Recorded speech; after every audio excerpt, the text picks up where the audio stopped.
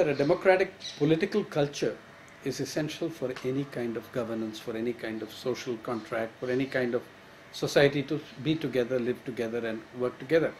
But the thing is, when you say, do you agree that democracy is the best form, you have one concept of it in your mind, which is not going to be easy for you to articulate. I might have another concept of it in my mind. What is democracy? Now, when we're talking about Western democracy, let it also be clear that there are there's more than one Western concept of democracy. Okay, you can look at, one can look at Thomas Paine. He had very radical ideas on democracy, but the main people who led the U.S. independence and benefited from it, unlike Thomas Paine, were people like Jefferson, Washington, all of whom were slave owners. We speak of the ideals of Jeffersonian democracy. Thomas Jefferson not only wrote beautiful and exquisite prose, he was also pretty harsh on his slaves, and he was willing to sell the months-old children of slaves. He did not release his slaves in his will, as Washington did for some of them. And Mr. Jefferson also had profoundly racist prejudices. Democracies that you have in the West, in the United Kingdom, in the US, are based on the enslavements of people, whether in Africa or in Iraq or in all around the world. In that sense, there is continuity and consistency in the approach. All the founding fathers of the United States, from the 18th century onwards, you have people, from 17th, 18th century onwards, you have people quoting, harking back to Rome, harking back to Greece, writing epics on these nations and the early republics and the democracies. These were democracies based on slave ownership. When European nations went out and enslaved the world, it was very good to remember Rome and Greece. And it was very good in Greece to remember Plato and Aristotle, because these were guys who justified slavery. They saw the slave as a property. Adam Smith writes of the slave as if he's a piece of machinery. Whether it's in ancient Greece or in more modern England, Adam Smith writes of the slave as a piece of machinery whose parts wear out and you have to reinvest. Okay?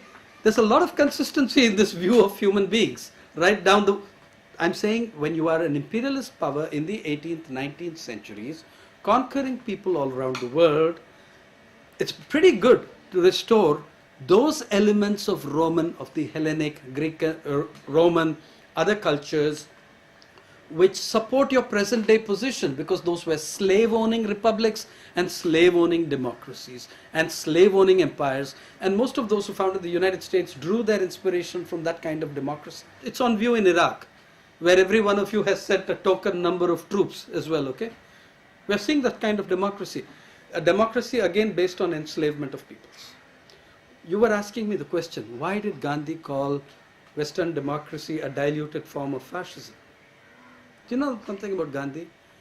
All but 5 months of his life, he lived under British imperialism. He watched a nation that called itself the mother of all parliaments, right? And he watched them enslave 100 nations, all of them completely oppressed and held under British yoke, while the imperialist power practiced democracy at home, to some extent. Even that democracy at home was substantially improved by the radical work and writings and ideas of people like Thomas Paine and others. Please notice that Gandhi did not say democracy is diluted fascism. He said Western democracy is diluted fascism. Let me give you an idea. I find it appalling, this Greco-Roman stuff, which I have it coming out of my ears, and then we have a French academic passing through Bombay who sings the praise of Greco-Roman republics and democracies, and I think, here is a guy coming from France, a nation that has produced far more noble ideas of democracy and egalitarianism than Greece and Rome ever did. Yeah? Here is a nation that gave the world the slogan, liberty, equality, fraternity, a slogan that Indian freedom fighters took to their graves with them. Switzerland, oh great, Switzerland, taught to me in school as the epitome of democracy at every level. When did they give women the right to vote? Some 30 years after India did, because women in India started had the right to vote the minute this country was born. I still say it does not make India a democracy in my sense. It makes India a good electoral democracy.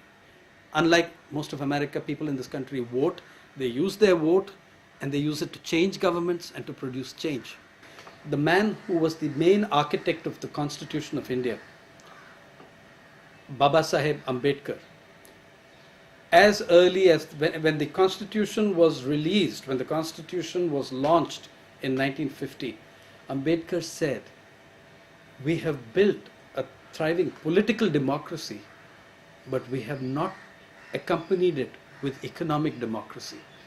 The tensions of inequality, the tensions of this contradiction will blow us up one day. Now, if you want to believe that United States and the UK and its allies in Europe went into Iraq to promote democracy, if you believe that, then you can believe in the tooth fairy, Santa Claus, and the rest of that crap. Now, if Iraq's national product had been onions, there would have been no war. Okay? There are two kinds of things why people went into Iraq. One, of course, is the natural resources and the other geopolitical stuff. Noam Chomsky put it very well when he said international relations are also organized pretty much on the lines of the mafia. If the small shopkeeper refuses to pay, you don't really need his money, but you've got to beat the shit out of him because otherwise other shopkeepers will get ideas. I think that a lot of people make the distinction between democratic behavior and democratic governance and the imposition of a particular breed of violent democracy on these nations by the United States and its Western allies. Okay, I think people are intelligent enough to make this difference. Many Western minds are not intelligent enough, it seems, to understand that people make the distinction. They might want democracy, they may not want your democracy. The Australian political scientist Alex Carey, I think, has summarized, when talking about the 20th century, he summarized the entire century in three brilliant lines. He said there were three great developments in the 20th century.